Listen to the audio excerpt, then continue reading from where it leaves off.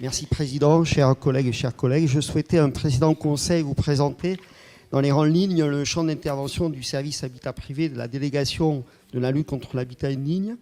Mais une réunion avec les habitantes et les habitants de l'Annou en plan de sauvegarde m'avait mobilisé à Bagnolet le 26 mars. Je profite de ces deux notes, 18 et 21, pour présenter deux dispositifs sans rentrer dans les détails budgétaires. Au sein de la délégation qui m'a été confiée, dont le vice-président est José Maury, que je salue, nous mettons en œuvre la compétence d'Est Ensemble de conseil, de soutien, d'études et de financement des copropriétés dégradées ou qui risquent de le devenir. Cet accompagnement peut être très poussé pour des adresses prioritaires et ne laisser que 10% du coût des travaux en reste à charge, selon le niveau de revenus des copropriétaires. Cela est fait en coopération avec les services habitat et les services communaux, hygiène et sécurité des villes, les agences de l'État, l'ANA, l'Agence nationale de l'amélioration de l'habitat, et la direction interdépartementale de l'hébergement et du logement, l'ADRIL, et des opérateurs qui accompagnent le volet social nécessaire au suivi et à la résolution des difficultés les plus quotidiennes des habitantes et des habitants. La SORECA, Société publique locale d'aménagement, intervient aussi au sein de certains dispositifs, l'OPA, que je présenterai ensuite, qui est spécialisée, la SORECA, dans la requalification de l'habitat ancien. Et j'évoque donc ces dispositifs où notre intervention aux côtés des villes est de longue haleine et massive. Tout d'abord, les plans de sauvegarde, à Bondy, Bagnolet et maintenant Bobigny, soutiennent de grands ensembles de plusieurs centaines de logements sur plus de 10, 15, 20 ans. Compte tenu de leur situation difficile et de la place qu'ils occupent dans les villes, il faut souligner la dimension intercommunale, en lien fort avec les villes, et transversale, au croisement de problématiques nombreuses, sociales, évidemment d'abord, du logement, bien sûr, de tranquillité publique, environnementale, des problématiques de santé et d'éducation.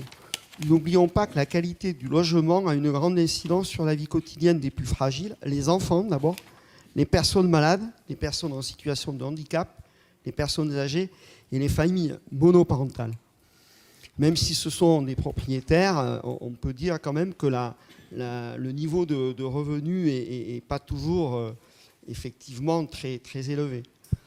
Ces PDS viennent lentement mais sûrement assainir tant la gestion que le bâti.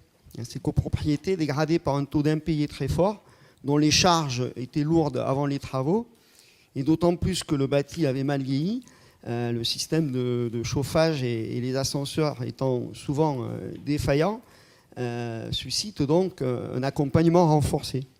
Concernant la Bruyère, nous nous dirigeons vers la sortie de l'administration judiciaire et du PDS. Les impayés ont fortement baissé. Les travaux ont été accompagnés par un niveau conséquent de subventions.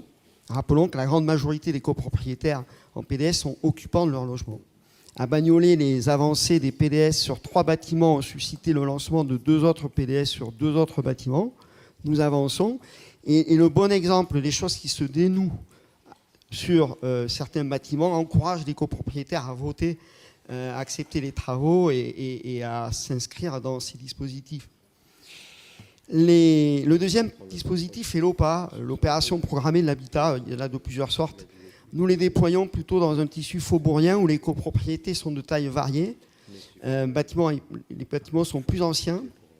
Et ces OPA sont souvent le complément nécessaire de dispositifs NPRU. Au sein des NPRU, Amine Nbarki en est le conseiller délégué en charge. Des équipements publics sont construits, on fait du recyclage urbain, on démolit ce qui est très dégradé, on reconstruit. Les OPA, elles, permettent à des copropriétés privées de faire des études, de voter des travaux prioritaires, de les financer, cela avec l'accompagnement de la SORECA. Et le volontarisme public nourrit le courage, parce que c'est difficile, et le volontarisme privé, et c'est une boucle très positive.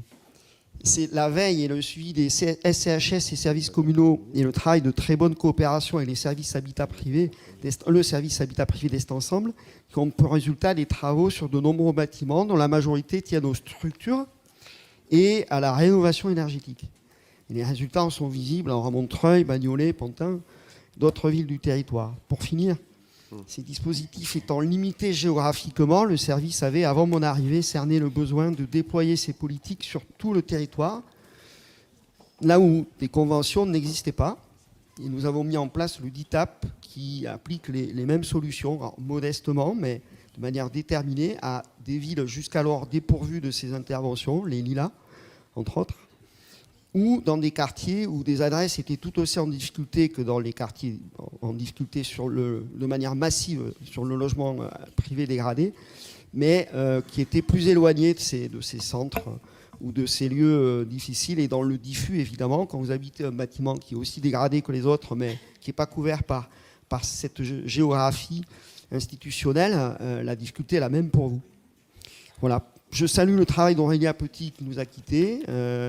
Mathieu le prêtre l'a remplacé, qui connaît bien les dossiers. Je salue l'arrivée de Morgane Brion, directrice de l'Habitat, qui a très vite été disponible et très à l'écoute. Et José Moury, que je remercie pour son soutien et sa confiance. J'insiste sur le fait que même si les bénéficiaires de ces dispositifs sont propriétaires, nous veillons à marquer notre soutien plus fort aux occupants et moins aux bailleurs, évidemment. Cette politique a une forte dimension sociale, les locataires concernés aussi, étant les premières victimes et les plus fragiles de la dégradation de leurs conditions de vie. Et la concertation, avec des outils qui existent, je vous en passe le détail, est motrice avec les services des villes pour expliquer ce que nous faisons, convaincre et j'espère vraiment faire au mieux pour rendre la vie quotidienne de ces personnes la meilleure possible ou la moins dégradée possible. Voilà, merci.